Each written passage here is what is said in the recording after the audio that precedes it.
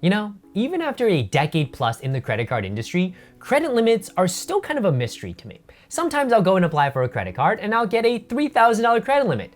Other times I will apply and get a $30,000 credit limit. I mean, I don't know. It feels like someone just kind of flips a coin and goes, heads, tails, there you go. Well, today I decided to clear up some of the confusion at least and find 6 of the top credit cards handing out some of the highest credit limits. Of course, all of this data is what I'm finding online, what's reported. I don't think credit card issuers necessarily come out and just flat out say, this is the minimum amount of credit limit we're gonna get. But once you have enough data, you kind of have an idea of which cards are handing out some of the heftiest limits. And before jumping in, if you'd like to support my channel anyway, I do have some affiliate offers for some of the top card offers that we talked about in the video in the description box down below. Feel free to check them out down there. For each card, I'm gonna go over the sign-up bonus, the earnings, high level on the benefits, the annual fee, and of course the credit limit it is currently handing out. Coming in at number 6, we have the Citi Strata Premier sign-up bonus. You will earn 70,000 points after you spend $4,000 within the first 3 months. Earnings. You will earn 10 points per dollar spent if you book hotel, car rental, or attractions through Citi Travel. And then you will earn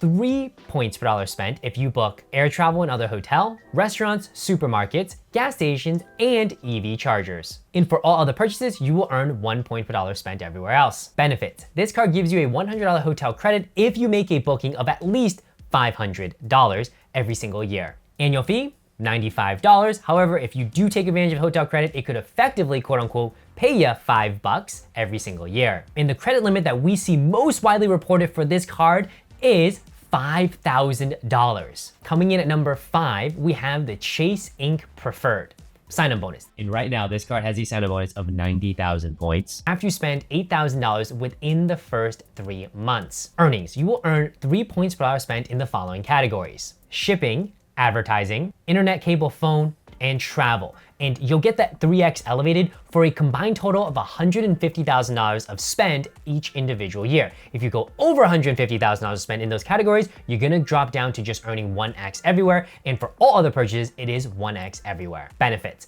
This card will give you a 25% bonus if you redeem your points through travel through its dedicated travel portal. So for example, a $120 flight would not cost you 12,500 points, but instead would only cost you 10,000 points.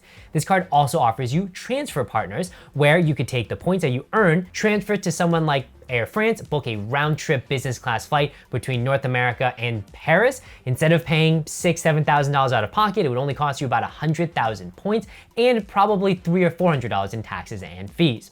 The card will also earn 5x on all Lyft purchases until the end of March 2025. The card comes with a $95 annual fee.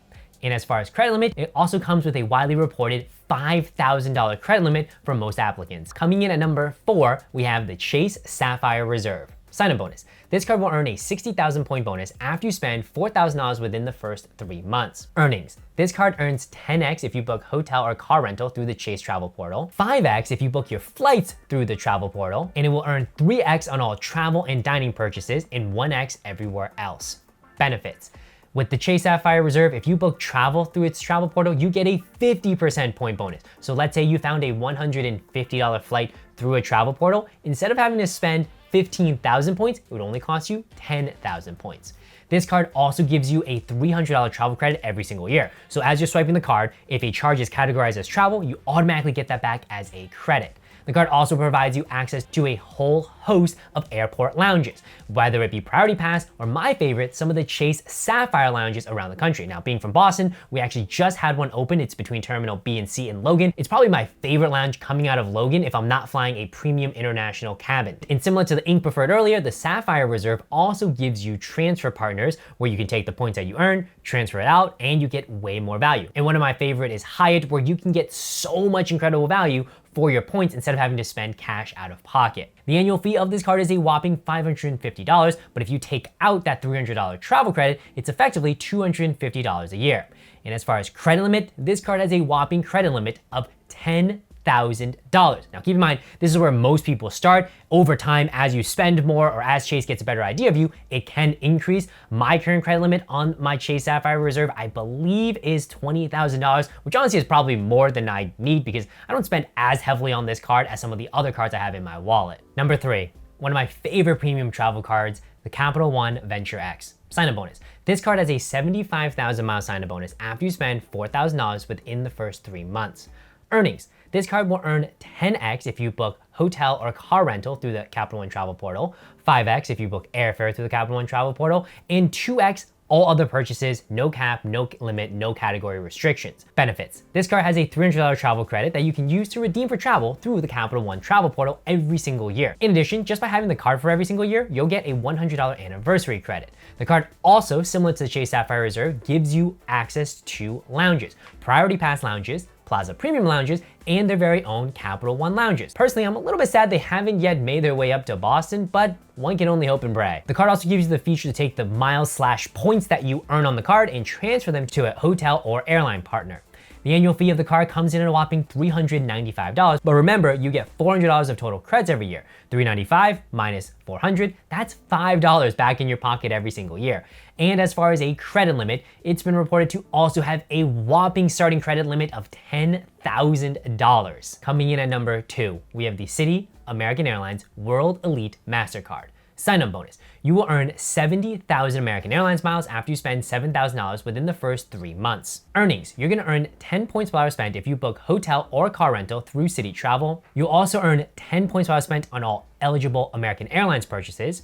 And you can get a 4 miles per dollar spent boost after you spend $150,000 on the card each year. And you will earn 1 point dollar spent on all other purchases. Benefits. This card will earn a $100 global entry credit. That's basically expedited entry back into the US, as well as giving you TSA pre-check, which is VIP entry at the security lines. When you go to the airport, keep your belt on, keep your shoes on, keep the laptop in the bag, you just whiz right on through. This card also gives you Admiral Club membership every single year, free of charge by having the card. Annual fee, $595. And the reported credit limit, on average, most people get when they get this card is a whopping $15,000 credit limit. And coming in at number 1. This is actually technically 2 cards. I'm gonna lump them in together because they're very similar and the category is similar, and they are the American Express Gold as well as the American Express Platinum.